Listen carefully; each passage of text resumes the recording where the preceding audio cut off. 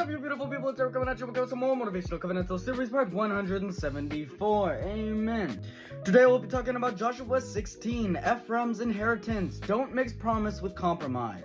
Joshua 16 describes the inheritance of the tribe of Ephraim, a tribe highly favored, blessed, and carrying generational promise. The land of Ephraim is rich, central, and strategically important. They received their borders directly from God. They enjoyed blessing and the prominence among the tribes, but Ephraim fails to drive out the Canaanites living in their territory. The message is simple. Promise without purity leads to problems. Blessing without boundary leads to bondage.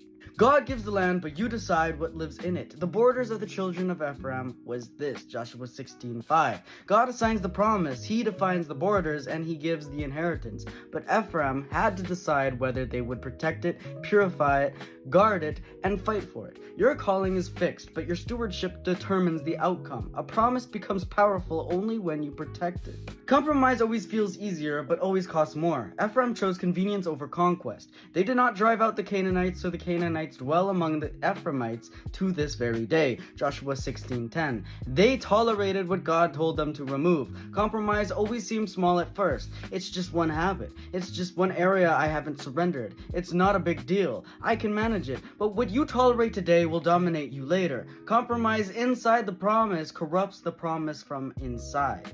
Bondage begins with tolerating what you should have defeated. Ephraim let Canaanites stay because they could force them into labor. They thought they could control what God told them to destroy. The Canaanites dwell among the Ephraimites and have become forced laborers, Joshua 16:10. But you can't enslave sin, you can't manage rebellion, and you can't tame flesh, because it'll all manage you.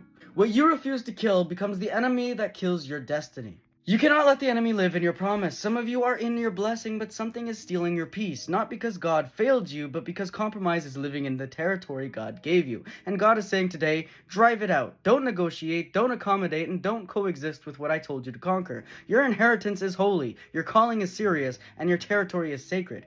Kick compromise out of God's land. Your inheritance is too valuable to let compromise live inside it. I remove every compromise from my territory. I protect my promise. I walk in purity, power, and I walk in purpose.